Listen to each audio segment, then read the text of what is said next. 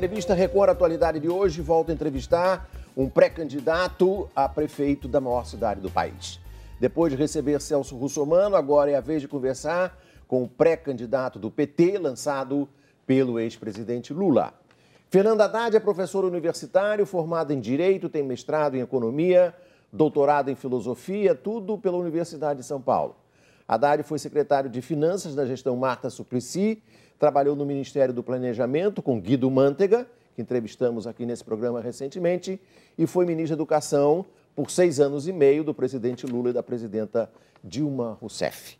Entre as marcas deixadas por Haddad no governo Lula e Dilma estão o Enem, a consolidação do programa Universidade para Todos, o sistema de seleção unificado.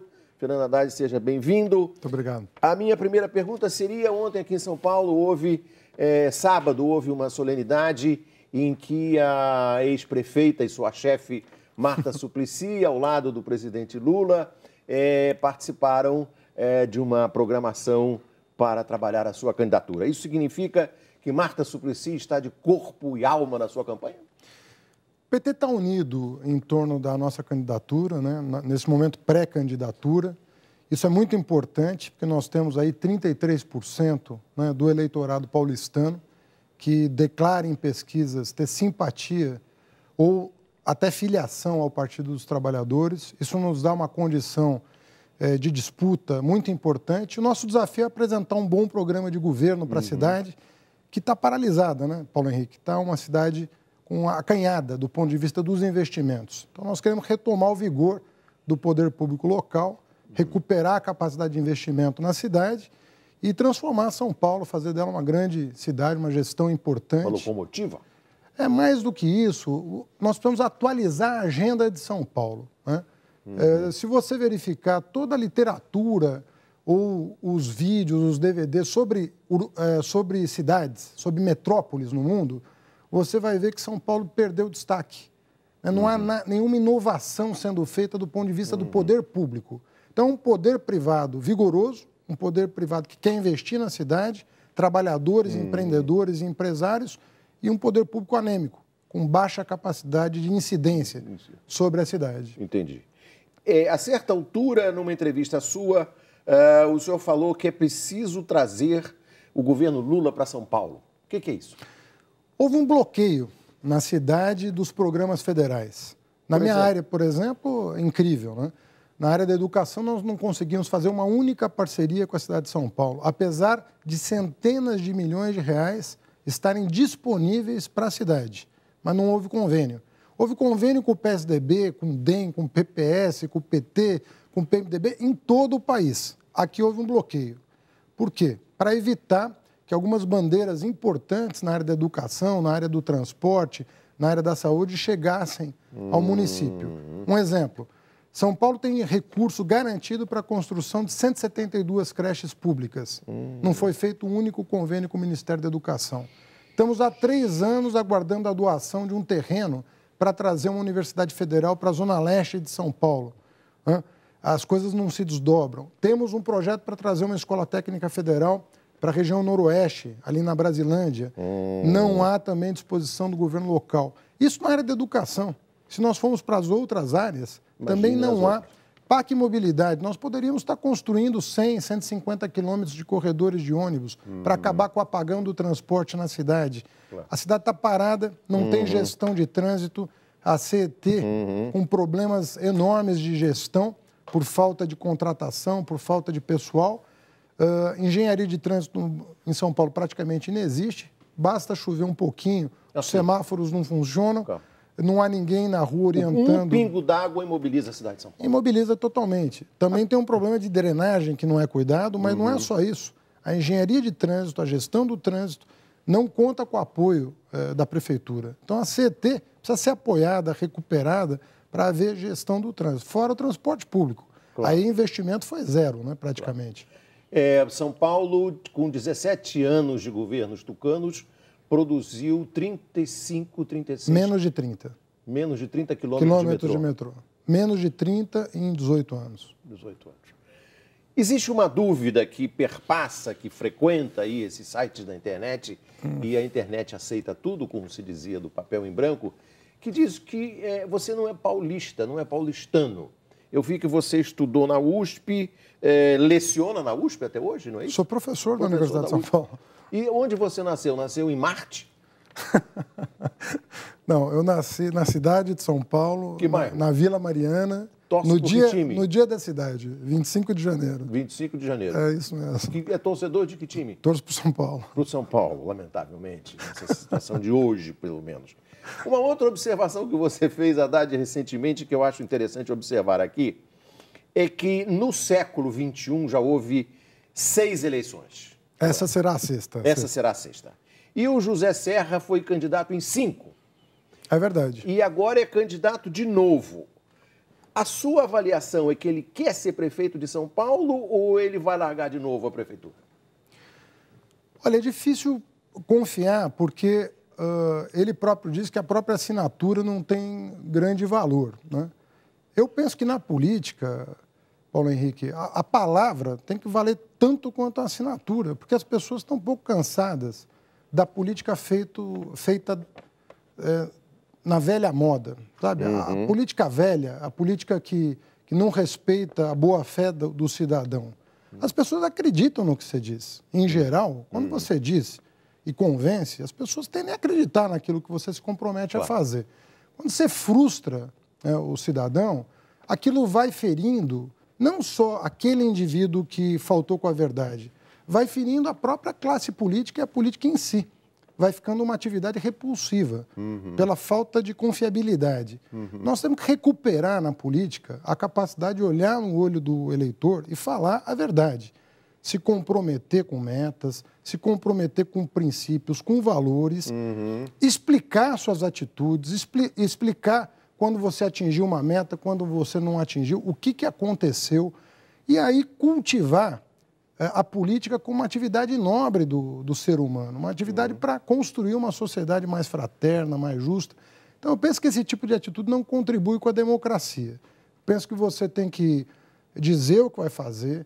É muito complexo, os problemas de São Paulo são complexos, claro, mas você tem que apresentar um plano de governo, se comprometer com o seu mandato, né? E você acha que o Serra não tem um plano para a cidade? Olha, ele nunca escreveu, acho que um artigo sobre a cidade de São Paulo, apesar de ter sido prefeito por pouco mais de um ano. Nunca li um artigo do meu principal adversário, José Serra, sobre a cidade de São Paulo. Mesmo agora que ele é colunista de um jornal, ele sempre escreve artigos atacando a presidenta Dilma Rousseff. É uma fixação. É uma fixação. Agora, eu lhe pergunto, você falou que ele é o seu principal adversário. No entanto, as pesquisas de opinião pública conhecidas, e hoje aqui no Brasil a gente vive uma situação muito interessante, 190 milhões de habitantes, uma complexidade muito grande, como você observa, temos uma concentração na mídia muito grande, são 3 jornais e 2 emissoras de televisão que competem, uma tem uma hegemonia construída ao longo de muitos anos, nascida no regime militar, é bom lembrar também, e vivemos num regime político em que há 2 instituições de opinião pública e não mais.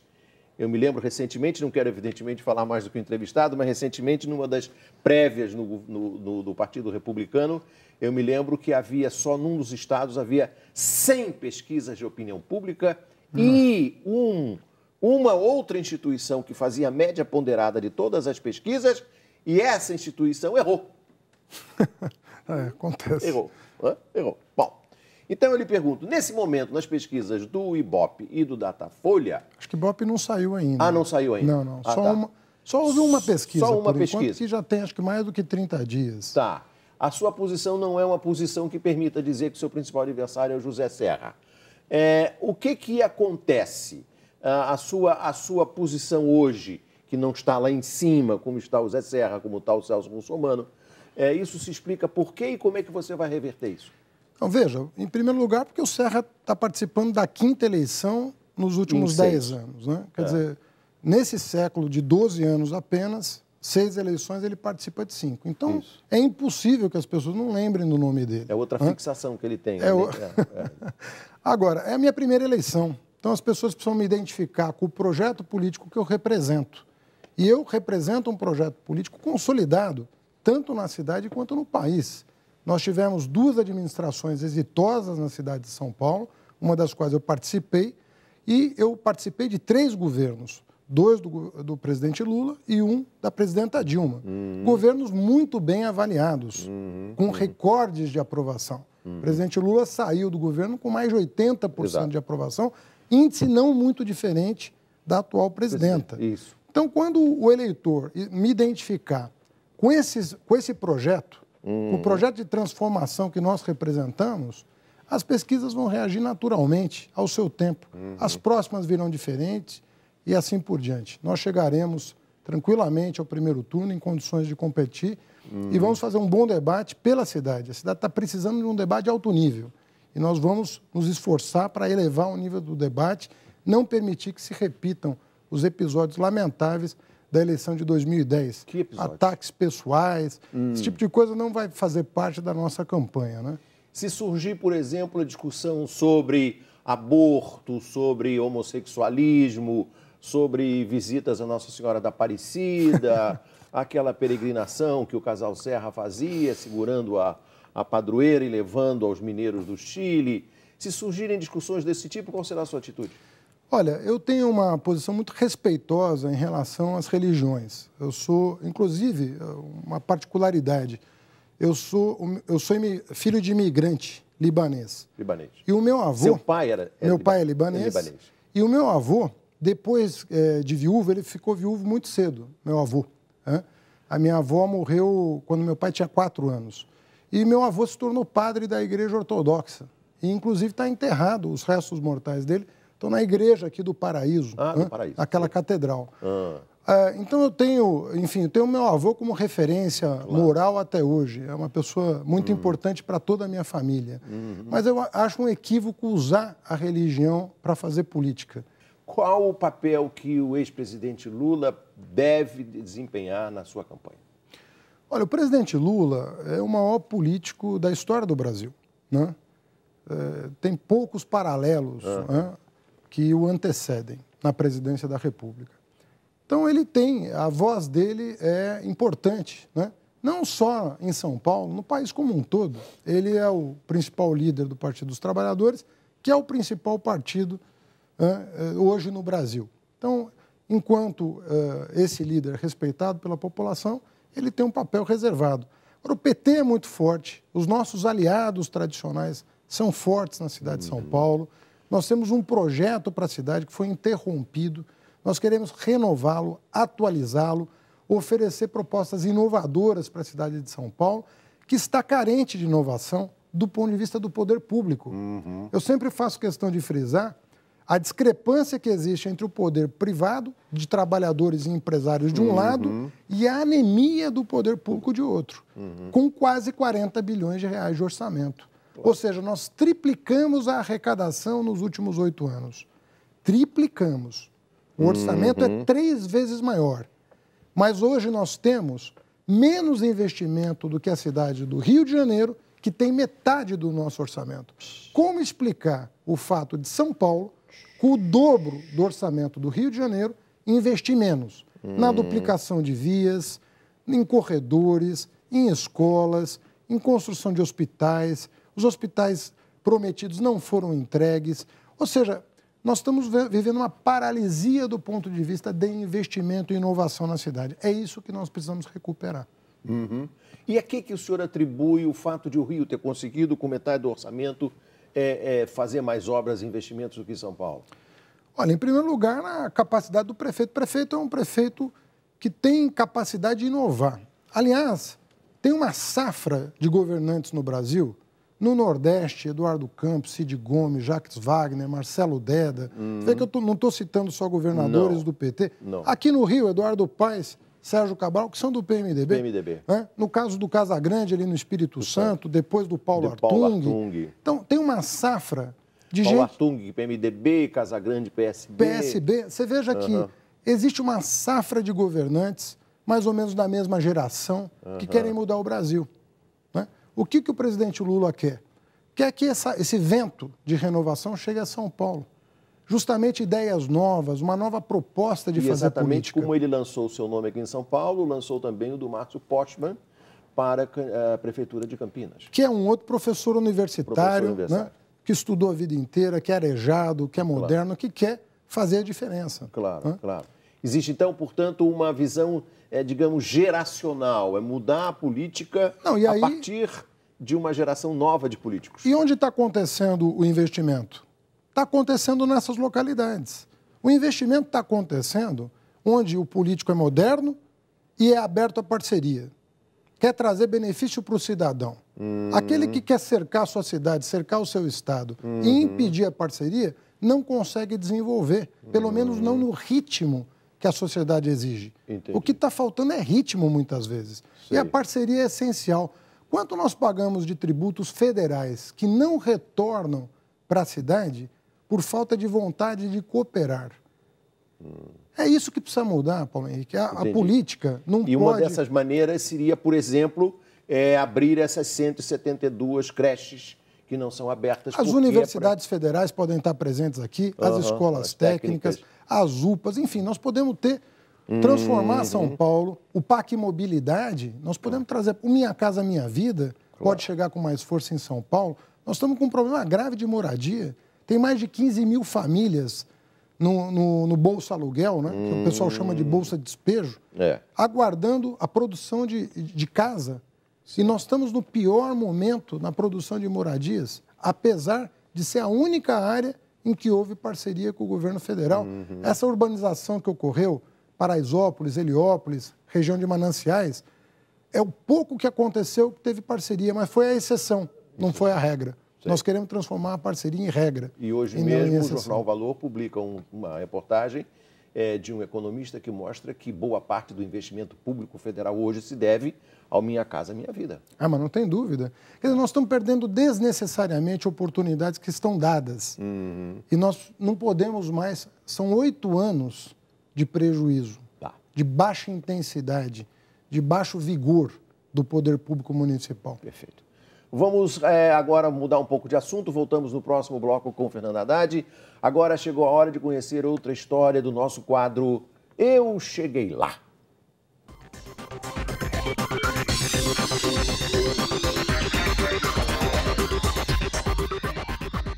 Hoje nós vamos contar a história de Marina Geller de Taubaté, no Vale do Paraíba, em São Paulo. Marina chegou lá. Em 2004, com 21 anos, ela decidiu trocar a carreira de coordenadora regional de uma multinacional de produtos odontológicos por um negócio próprio. E entre os 22 e 23 anos, com R$100 de investimento, ela começou a fazer bijuterias e semijoias e em menos de 3 dias recuperou o investimento de R$100. O grande segredo de qualquer empresa é você controlar o seu capital de giro, além de várias estratégias que está vinculado a isso, né? Mas como eu não tinha dinheiro, o capital era muito escasso, eu pensava assim, tudo que eu vender eu tenho que retornar. Cada centavo, né? Então, eu passei por um período na minha vida de muita, né, falta mesmo da grana e para poder realmente retornar esse capital e assim eu fui ampliando o meu negócio. Marina aí investiu alto. Chegou a vender o próprio carro para montar o primeiro negócio. Hoje, ela tem 5 lojas que levam seu nome e transformou a marca em franquia.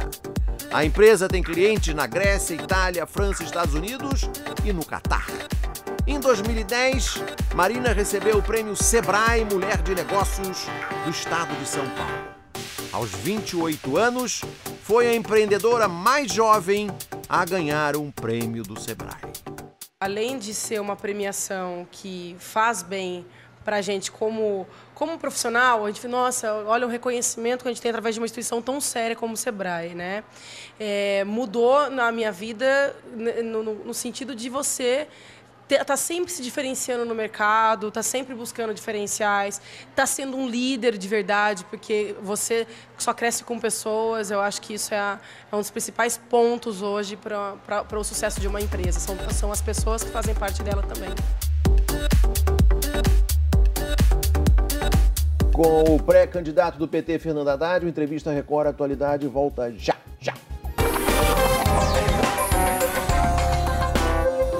O Entrevista Record Atualidade está de volta com o pré-candidato a prefeito de São Paulo, Fernando Haddad.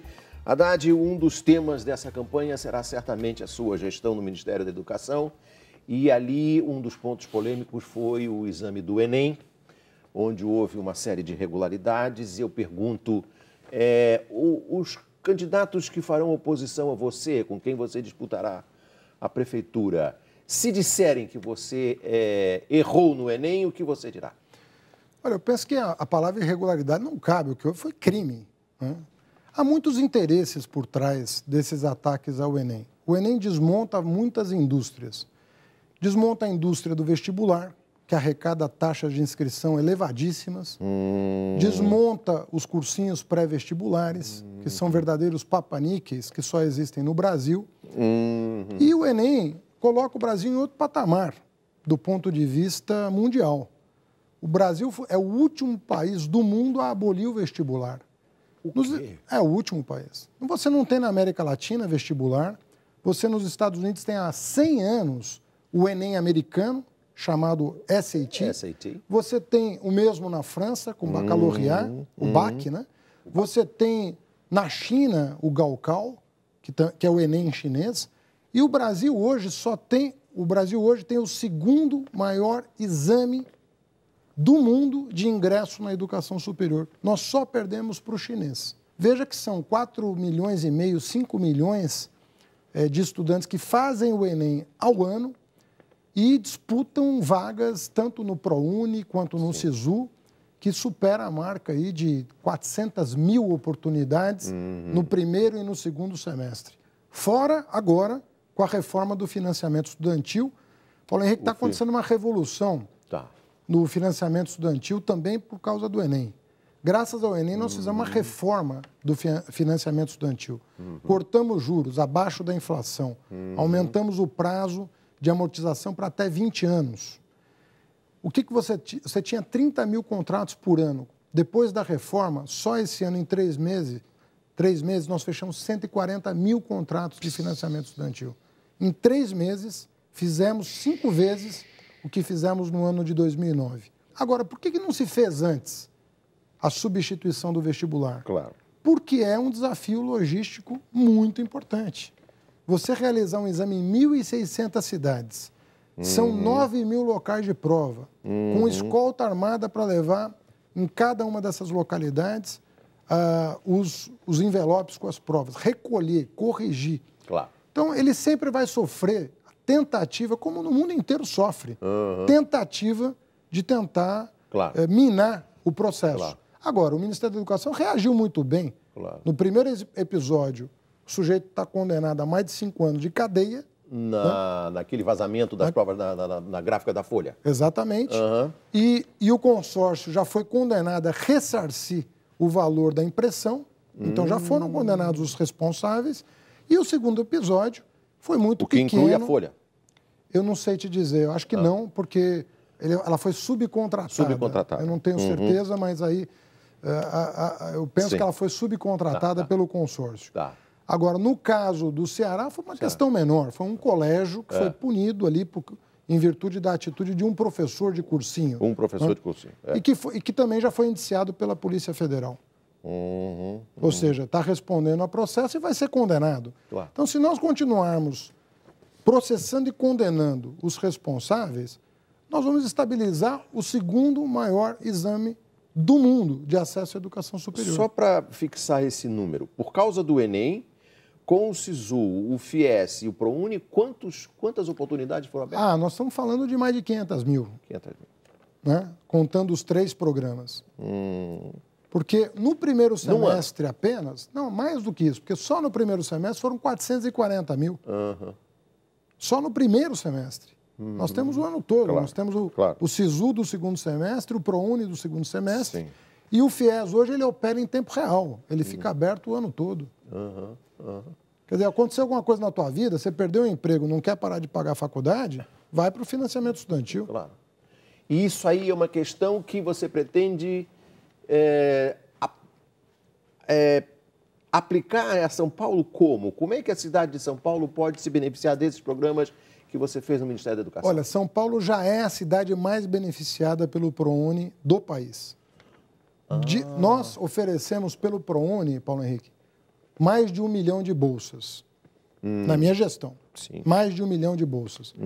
Mais de 100 mil na cidade de São Paulo. Cerca de 280 mil no estado de São Paulo. Entendi. Ou seja, São Paulo já é a cidade mais beneficiada pelo Programa Universitário para Todos. Vamos tratar de outro assunto. E transporte? Como é que se resolve o problema de transporte nessa cidade? Olha, Hoje se leva quantas horas para ir e voltar do trabalho? Pode chegar a 3. Pode chegar a 3. De cidade de Tiradentes, eu estive lá essas semanas passadas, por 2 ocasiões, falando com o povo, pode chegar a 3 horas. 3 horas. O deslocamento. Ou seja, ida e volta, pode chegar a 6. Não é vida, né, Paulo Henrique? Não é.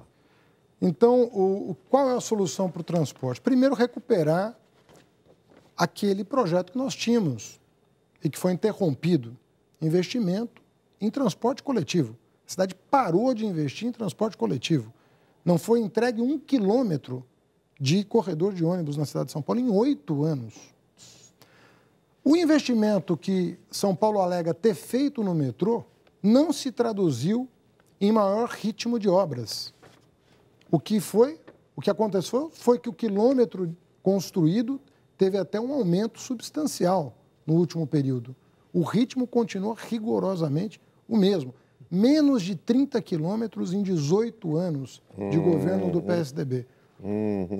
Essas irregularidades que ocorreram, né, tanto na questão da cratera quanto na questão da linha 5, a fraude que foi identificada na licitação, as panes recorrentes na CPTM por falta de investimento. O governo do Estado está contingenciando recursos destinados à manutenção das linhas.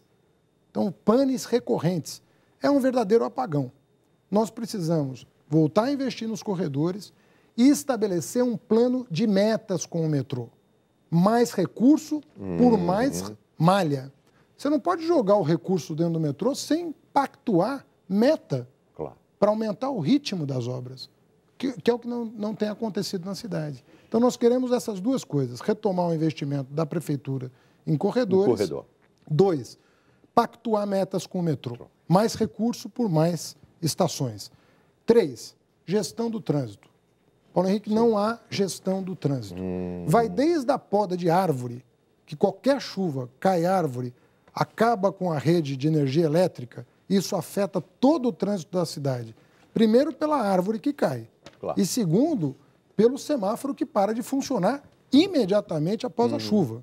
Então, você tem um colapso do trânsito a qualquer turbulência. Outra, é importante multar a postura, mas é importante orientar também. Sabe? A CT tem que orientar o trânsito. A CT tem um papel importante na recuperação da mobilidade na cidade de São Paulo. Agora, no momento que você assumir, se for eleito, a Prefeitura de São Paulo, qual será o primeiro projeto que você levará, por exemplo, no PAC da Mobilidade? Então, chegará para a presidenta Dilma Rousseff ou para a ministra que cuida da área do PAC, que, se não me engano, é a Miriam. A Miriam, que todos os administradores públicos do Brasil conhecem. E parece que é uma fera, a Miriam, né? A Miriam é muito boa administradora. Muito boa administradora. Muito séria. E qual será o primeiro projeto do PAC Mobilidade que a cidade de São Paulo levará para o governo federal? Olha, os corredores respondem muito rapidamente. Construir corredor é muito fácil. Nós conseguimos, veja bem, nós pegamos uma prefeitura quebrada pós-Pita. Eu era da equipe do João Sayad, secretário de Finanças da prefeita Marta. Né? O João e a equipe sanearam a prefeitura, as finanças, em pouco mais de um ano. Em 1 ano e meio, nós recuperamos a capacidade de investimento da cidade, né, que não tinha dinheiro. Era 1/3 do orçamento atual. Não obstante isso, foi a prefeita que mais entregou corredores de ônibus. Entregamos 70 quilômetros. Essa administração não entregou 1 quilômetro. Paralisou o projeto. Então, isso aí dá para dar um choque imediato. A segunda coisa, a recuperação da CT. Isso também responde rapidamente. Você contratar, né, operadores de trânsito e engenheiros de trânsito para orientar a população e melhorar a malha viária. Tem algumas duplicações que estão no papel há 10 anos. Avenidas que não foram duplicadas. Nenhuma avenida de São Paulo praticamente foi duplicada em 8 anos. Você tem avenidas na periferia da cidade que continuam com uma mão de ida e uma de volta. E com um tráfego enorme, né? E nós vamos recuperar também o investimento na malha viária de São Paulo. Com certeza não vai faltar dinheiro para isso. 40 bilhões. Nós tínhamos orçamento de pouco mais de 10 bilhões. O que é incrível. Nós tínhamos quem? No governo Marta? No governo Marta. O orçamento era pouco superior a 10 bilhões. Hoje o orçamento é superior a 30 bilhões. Fora a parceria com o governo federal, que São Paulo não faz. Faz em escala muito menor do que qualquer outra metrópole. Eu volto a dizer, o Rio de Janeiro, com metade do orçamento, investe mais do que São Paulo. Agora, uma pergunta agora no campo estritamente político.